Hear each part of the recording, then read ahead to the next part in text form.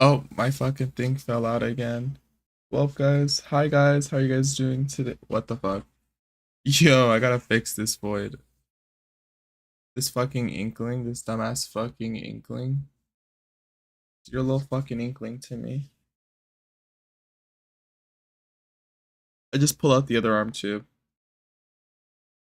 So, what the heck? I just messed up one arm. Now I gotta put the other one back. Hi, Ralts. We're gonna be playing Splatoon 2 later. I mean, Splatoon Raiders,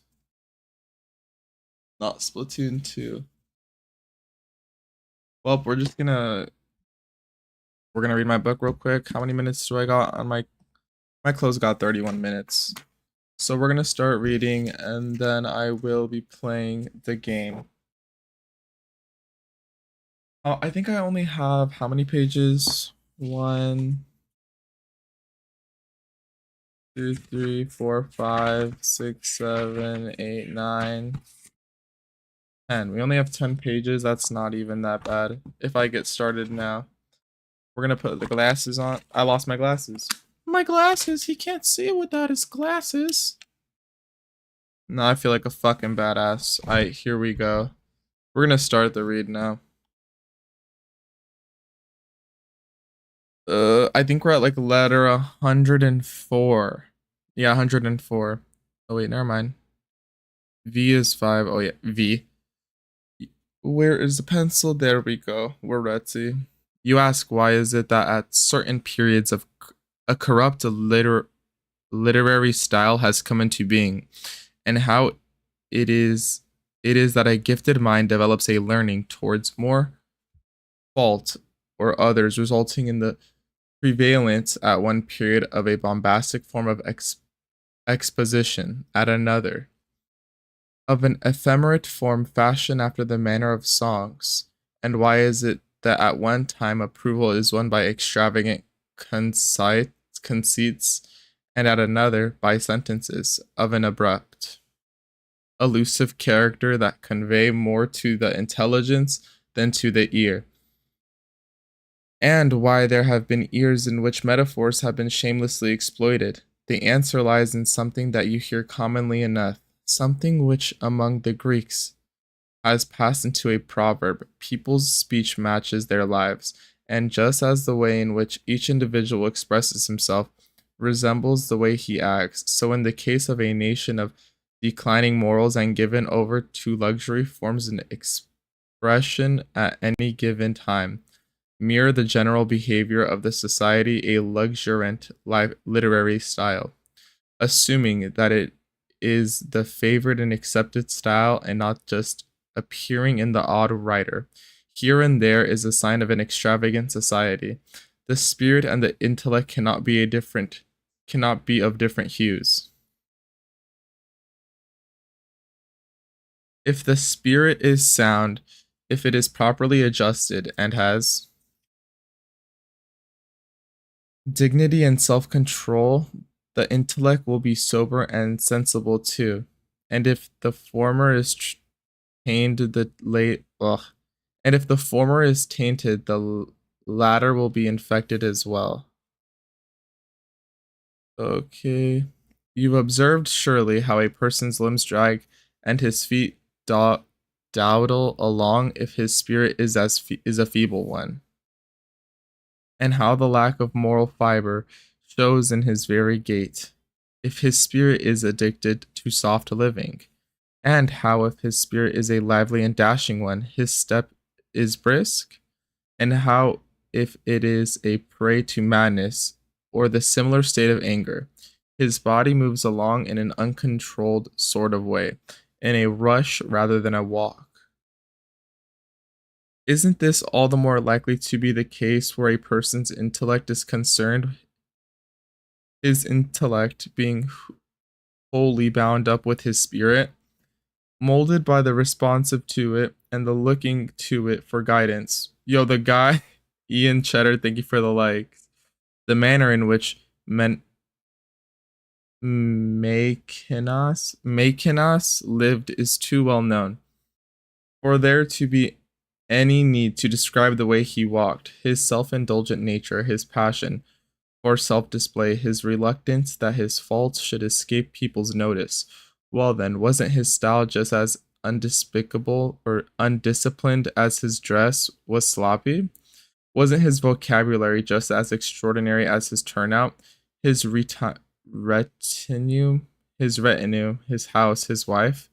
He would have been a genius if he had pushed or pursued a more direct path instead of going out of his way to avoid intelligible had he not been as loose in matters of style as he was in everything else.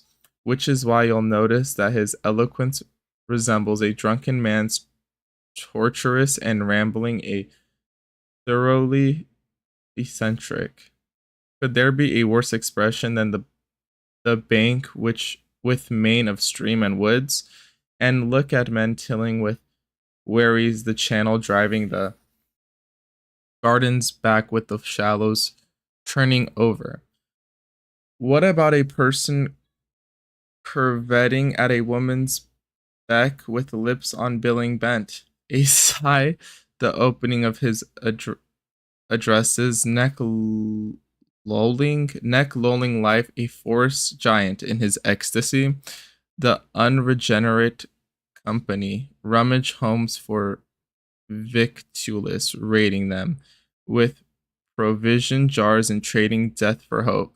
But hardly should I call as witness on his holy day my guardian spirit, else the wick of a slender wax light, and sputtering meal, mothers or wives, accuse the acute ugh, accuture the health. When you read this sort of thing, doesn't it immediately cross your mind that this is the same man who invariably went around with casual clothes on in the capital, even when Maecenas was discharging the emperor's duties during the absence of Augustus? The officer coming to him for the daily code word would find him in informal attire, who appeared on the bench, on the platform, and at any public gathering, wearing a mantle draped over his head, leaving both ears exposed, looking just like the rich man's runaway slave as depicted on the cosmic stage.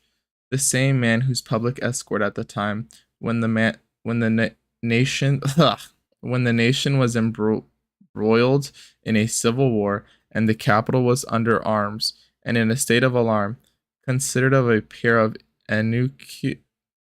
eunuchs, and who went through 1,000 ceremonies of marriage with his one wife.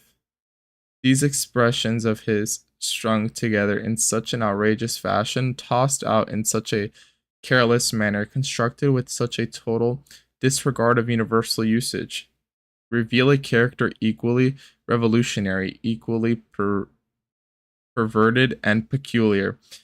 Maecenas' greatest claim to glory is regarded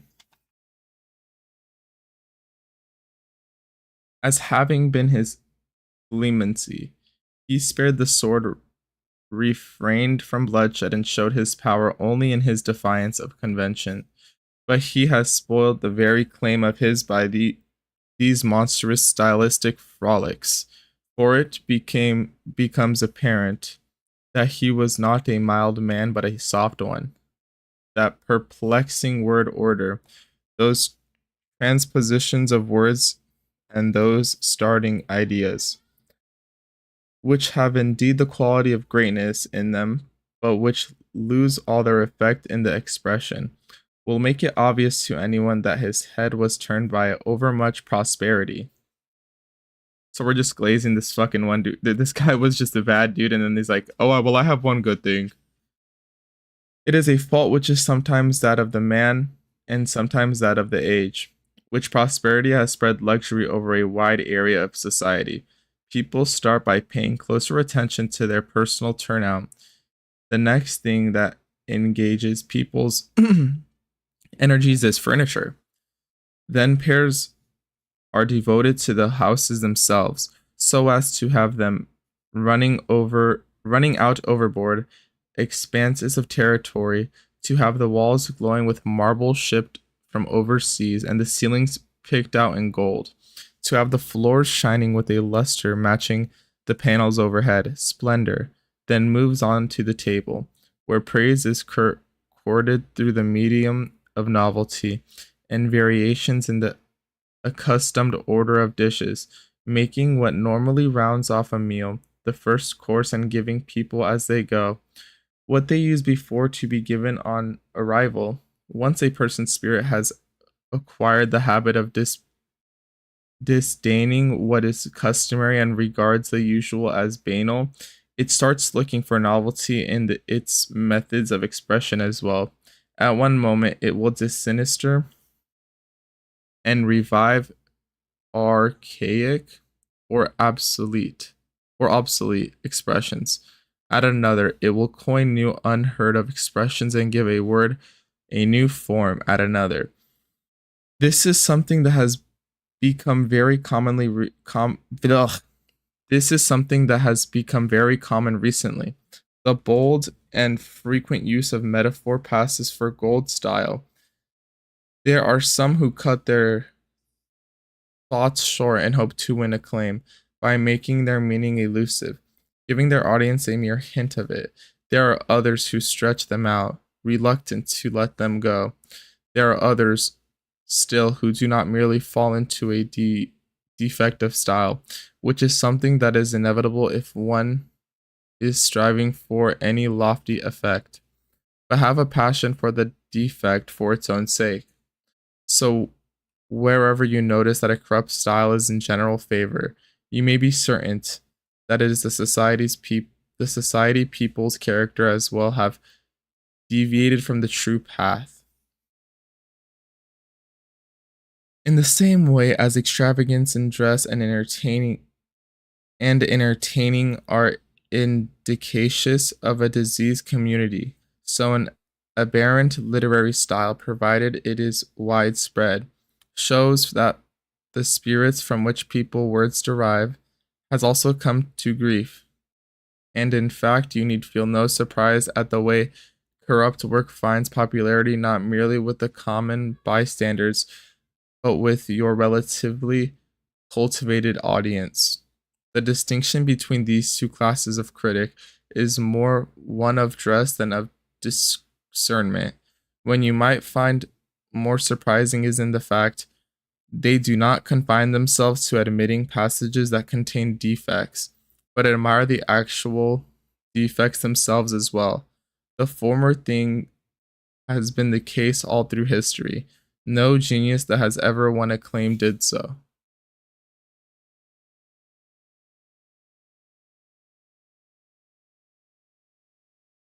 What? We got 4 more pages. Wait, 1, 2, 3, 4, 5. We have 5 more pages. Alright, let's go. Without a measure of indulgence, name me any man you like, who had a celebrated reputation, and I'll tell you what the age he lived in forgave him. What is turned a blind eye to in his work, I'll show you plenty of stylists whose faults never did them any harm, and some who were actually helped by them. I'll even say this, I could show you some men of the highest renown, men held up as objects of wonder and admiration, in whose case to amend their faults would be to destroy them, their faults being so inextricably bound up with their virtues. Besides, there are no fixed rules of style. They are governed by the usage of society, and usage never stands still for any length of time. Many speakers hark back to earlier centuries for their vocabulary, talking in the language of the 12 tables. Gracchus, Crassus, and Curio are too polished and modern for them. They go right back to Appius and Coruncanius. Others, by contrast, in seeking to conform themselves to familiar everyday expressions, slip into an undistinguished manner. Both these practices, in their different ways, are debated style, quite as much so as a reflection of any expression that is not high-sounding, florid, and poetical, avoiding the indispensable expressions in normal use. The one is as much a fault as the others. In my view, the first paying undue attention to itself, and the second unduly neglecting itself. The former removes the former removes the hair from its legs, as well the latter not even from its armpits. Yo, Woa R, thank you for the like, Crody. How you doing today? Let us turn our attention to composition. How many species of faults can I show you where this is concerned? Some like it broken and uneven, and go out of their way to disarrange any passage with a relatively smooth and even flow. They want every transition to come with a jolt, and see virility and forcefulness in a style that irregular in a style the irregularities of which jar the ear. With some other literary figures, it is not a case of composition, but of setting words to melodies. So sweetly, softly do they glide along. What shall I say about the kind in which words are held back and keep us waiting for a long time, before they make the reluctant appearance right at the end of the period? What of that, like Cicero's, which moves to its conclusion in a leisurely fashion, in a gentle and delayed incline, and unvaryingly true to its customary rhythm? In the field of the epigram, two faults compromise a tameness and childishness, or a boldness and daring that oversteps the bounds of decency, or a richness that has a cloying quality, or a barrenness in the outcome, an infectiveness, a ringing quality, and nothing more. These faults are introduced by some individuals dominating letters at the time, are copied by the rest, and handed on from one person to another. Thus, in Sallust heyday, abruptly terminated sentences, unexpectedly sudden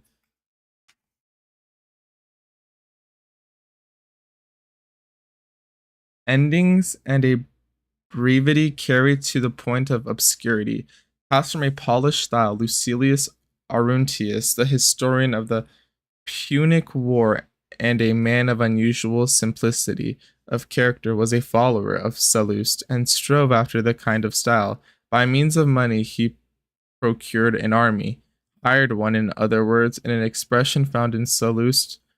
Arruntius took a fancy to the expression procured, and found a place for it on every page. Saying it one passage, they procured our rout; in another, King Hero of Syracuse procured a war; and in another, this news procured the surrender of the people of the Panormus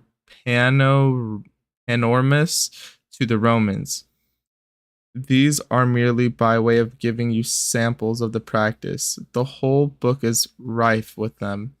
What was occasional in Sallust is of frequent, almost incessant occurrence in Arruntius, which is easily enough explained, for where Sallust hit on such expressions, Arruntius cultivated them. You can see what the result is when some writer's faults is taken as a model. Sallust spoke of wintry rains. Arruntius, in the first book of the Punic War, says suddenly the weather was wintry. In another place, when he wants to describe a particular year as having been a cold one, he says the whole year was wintry. In another passage he writes, from there he dispatched 60 transport vessels lightly laden apart from troops, and essential crews in spite of a wintry northerly gale. He drags the word in constantly. In even conceivable place, Sallust at one point writes, seeking amid civil war the plaudits of rectitude and integrity. Arruntius was unable to restrain himself from it, inserting right at the beginning of his first book mentioning of Regulus tremendous plaudits. Now these faults, and others like them, stamped on a writer's style by imitation, are not themselves evidence of extravagant ways or corrupt attitudes, for the things upon which you base any judgment on a person's psychology must be things peculiar to himself, things that spring from his own nature. A hot tempered man having a hot tempered style, an emotional man, an overexcited one, a self indulgent man, a soft and flabby one, and so on. And the last is the manner one observed adopted by the sort of person who has his beard plucked out, or has it plucked out in parts, who keeps himself close shaven and smoothen around his lips, but leaves the rest of it to grow. Who wears cloaks in flamboyant colors? Who wears a diaphanous robe? Who is reluctant to do anything that might escape people's attention? Who provokes and courts such attention, and so long as he is looked at does not mind, whether it is with disapproval, such in the manner of Maecenas and every other writer, whose stylistic errors are not accidental but deliberate and calculated. It is something that stems from a serious affliction of the spirit. When a person is drinking, his tongue only only starts stumbling after his mental faculties have succumbed and given way or broken down. The same applies with the drunkenness. What else can one regard it as? Of style, no one suffers from it unless his spirit is unstable. See? Then, that the spirit is well looked after, or thoughts and our words proceed from it, we derive our demeanor and expression and the very way we walk from it. If the spirit is sound and healthy, our style will be firm and forceful and virile. But if the spirit trembles, all the rest of our personality comes down in ruins with it. The queen unharmed, the bees all live at once. Once she is lost, the hive is in anarchy. The spirit is our queen, so long as she is unharmed. The rest remains as its post, obedient and submissive. If she wavers from a moment, in the same moment the rest all falters. Well, guys, we are we are now at page 263. 2, 3, 4, 5. We have 5 more pages, and then we're gonna. So we have 1 letter left. I think we have 2 letters left. 1 letter. One is 5 pages. Okay, we have 2 letters left, guys. 5 pages each. Fuck yeah, we're almost done with this. Hold up, guys. We are going to be right back.